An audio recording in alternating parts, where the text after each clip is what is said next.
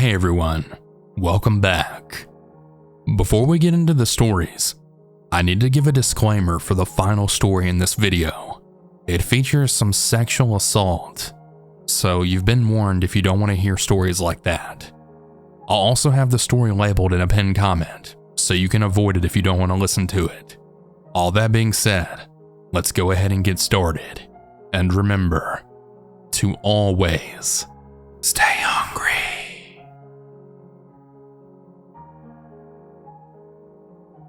This happened when I was 13. I was at home all by myself one late night watching some TV and just minding my own business. At about midnight, I decided to go walking outside. Yeah, I know. Kind of unsettling to be walking outside alone late at night as a 13-year-old boy. Anyways though, I was walking outside on a cold Saturday night in December. It was about 25 degrees outside, but I didn't really care.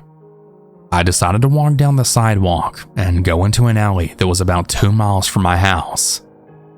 I know it seemed like a long walk, but it was worth the exercise. When I got to the alley, I saw a guy there who looked to be about 6'3", then come up to me. As I said before, I was 13 and I was only like 5'2", so he was easily over a foot taller than me. He asked me how my night was going. I told him it was going fine, and he said the same. Well, here's where it gets terrifying. The man then said to me to not scream. Then he put his hand right over my mouth, telling me if I scream, that he would slit my throat. The man then told me to take off my pants. I asked him why, and he said to just do it or he'd literally kill me. I did what he said. I took off my pants and I gave them to him. Then he told me to run away or something bad will happen to me. I immediately ran the hell out of there. I ran so fast that I felt like a race car on rocket fuel. I then had to walk the same way home, now in just my jacket and gloves and shoes and my tidy whities. It was about a mile into my walk when I went to go sit down at a bench by a 24-hour gas station. When I sat down, I obviously felt very cold, knowing that I was only wearing my underwear, but I needed to relax for a bit before continuing my walk. After about 20 minutes, I continued my walk. When I then got home, I went inside and locked the door, and I wrapped myself up in a warm blanket all around my waist to warm up. When my parents got home the next day, I didn't tell them what happened because I was worried they were going to scream at me for being out late at only 13 years old. I'm 21 years old now, and to this day, my parents still don't know anything about it. If you're wondering, the guy who took my pants and almost killed me, I never did see him again after that night. Please be careful when walking alone at night. For a little context, I live in a small town in eastern Utah. The story happened when I was 13 years old in the year of 2019. I'm 16 years old today, and I still look back on this story as a major wake-up call. So on a Saturday afternoon in late July, my friend Jacob invited me over to his house because his parents were away for the weekend. And of course, being 13 and immature, I said yes. Now, his house was about a 15-minute walk away from my house. About 3 days before this, I'd bought some weed for us to smoke. Jacob smoked too, so I planned on bringing it with me. The walk there was uneventful. I arrived at Jacob's at around sunset. I had planned on staying until at least midnight. We played some Apex Legends, taking turns with the controller. I busted out my weed and loaded a bowl. We had probably smoked it in about 5 minutes. I was baked as fuck because this was the first time smoking for me in a minute. Well, about 11:30 rolls around, and I then decided that I need to start walking home. We smoked another bowl, and then Jacob offered to walk with me. I politely declined, which was my biggest mistake. I ended up setting out to head home. Well, about 2 minutes into my walk, I had heard some footsteps near, but not too close. I turn around and I see a 6'5" male with long greasy dark hair and thick rimmed glasses standing about a football field length away directly under the streetlight. Unnerved, I turn around and start walking again. The footsteps continue, but I just try to ignore them. Another 3 minutes go by, and the footsteps then break into a sprint.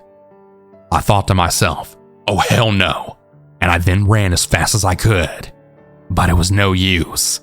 The man was a good 8 inches taller, and I couldn't run faster than him.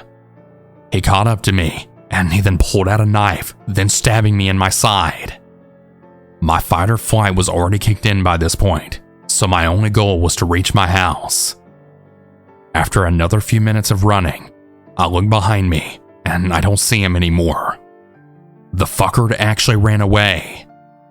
That's when the pain from my stab wound had finally started to kick in. I ran home and I bursted in the door. I had yelled for my mom and dad, and they came running down the stairs. That's when I collapsed in their arms and I started sobbing. They took me to the ER and had me checked out. Luckily for me, he didn't hit any of my vital organs. The police did an investigation, but nothing ever turned up. This was a major wake-up call for me to not walk home alone at night. So to anyone listening, please be aware of your surroundings and never, ever walk home alone at night.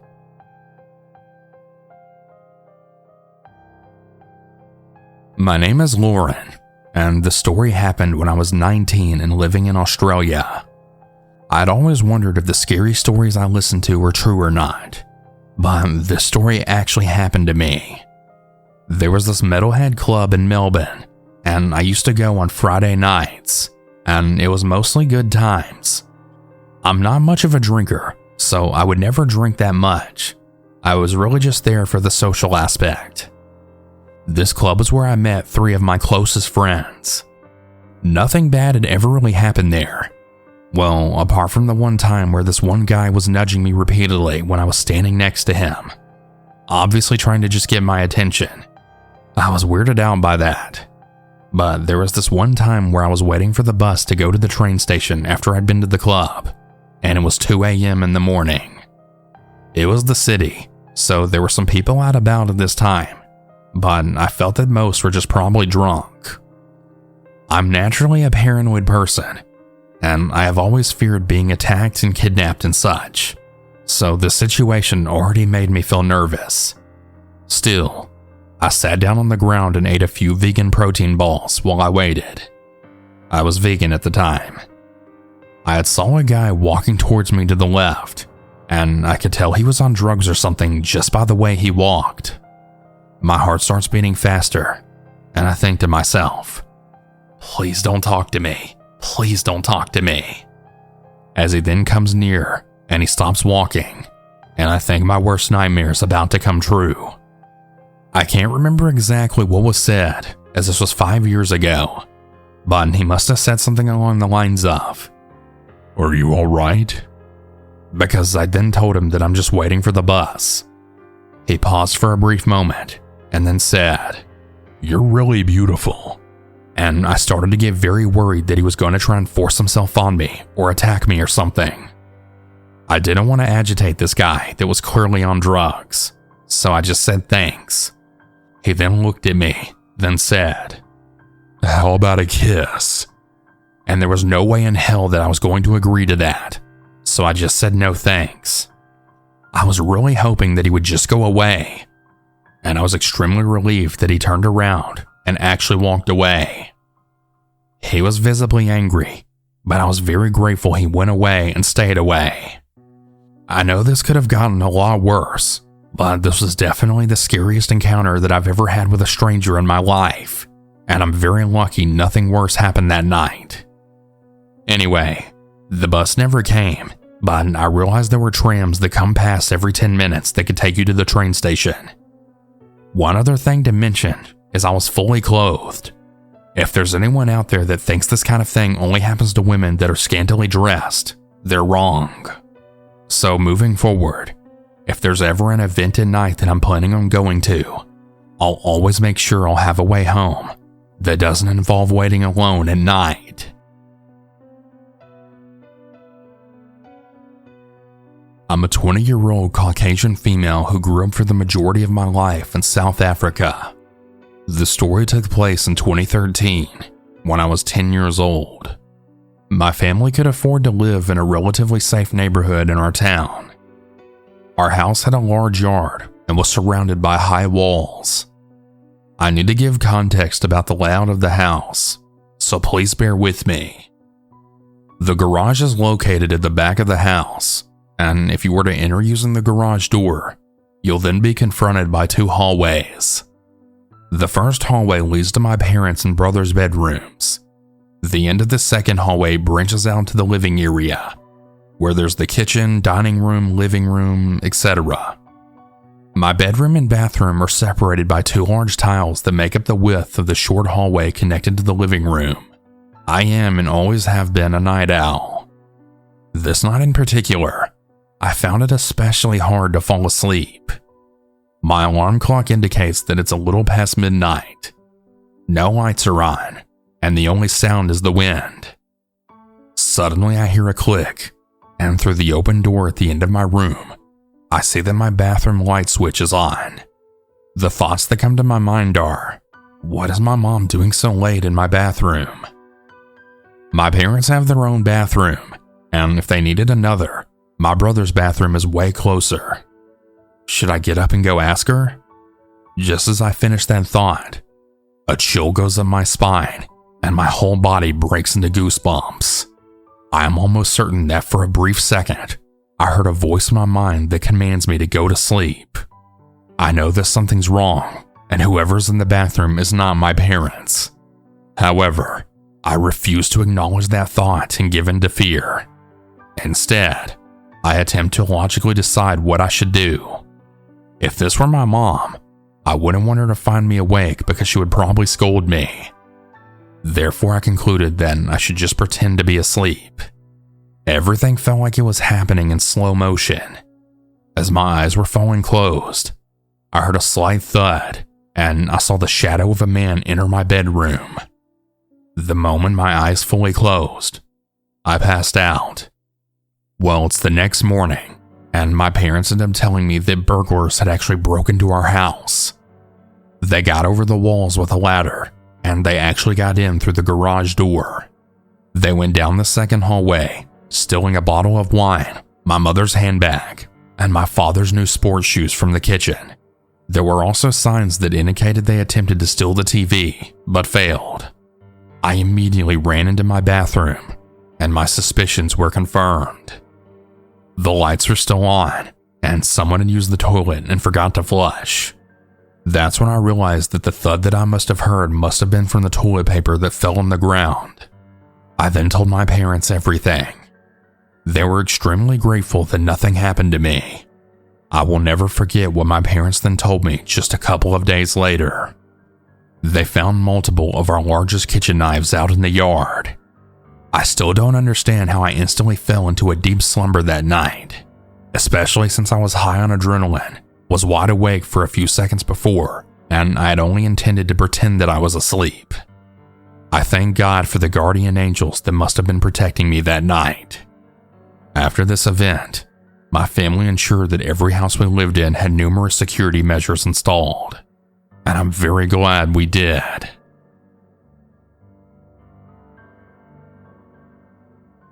I'm a 17-year-old female, and I live in France. I go to an international school, and I'm originally from Canada. The story takes place 3 years ago when I was only a freshman entering the school. I was one of the few people that was actually pretty fluent in English, and I was quite introverted at the time, so I tended to keep to myself a lot. I was an avid weed smoker, and I drank a lot at the time to fit in with these classmates without having to verbal interact with that much. So this particular story takes place during the summer. It was mid-June, and me and this group of French boys and girls, around 5 in total, were out late in one of the girls' cars. We were drinking and smoking and just laughing and having a good time. I knew a pretty good bit of French, so I could communicate with the 5 of them pretty well. The two girls were sitting in the front and passenger seat, and I was in the middle of the two boys, while the other one was sitting on the boy to my right's lap. I was pretty uncomfortable considering I was very shy and I didn't really know the boys in the group all that well. I had met one of the girls in my class. I was only 14 years old at the time this happened, and I was 5 foot, and I weighed only like 110 pounds.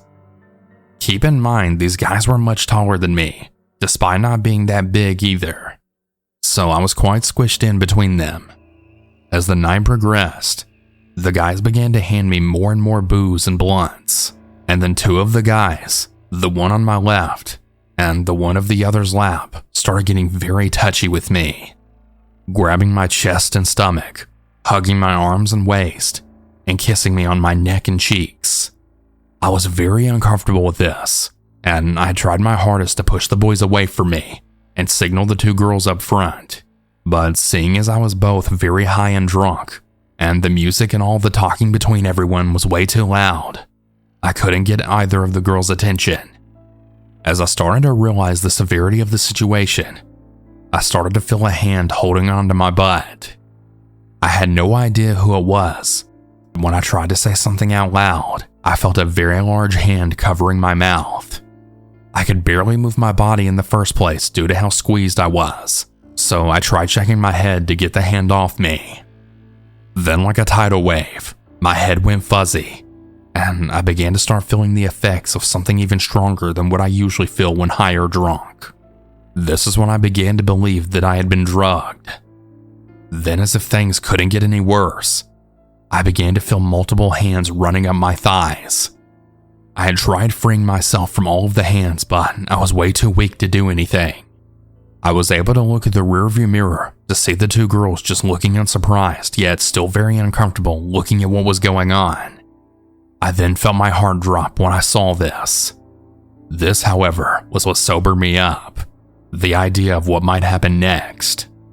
Just then, the hand lifted off my face, and one of the boys began to kiss me. And I don't mean pecks or anything, like I thought he was trying to suffocate me.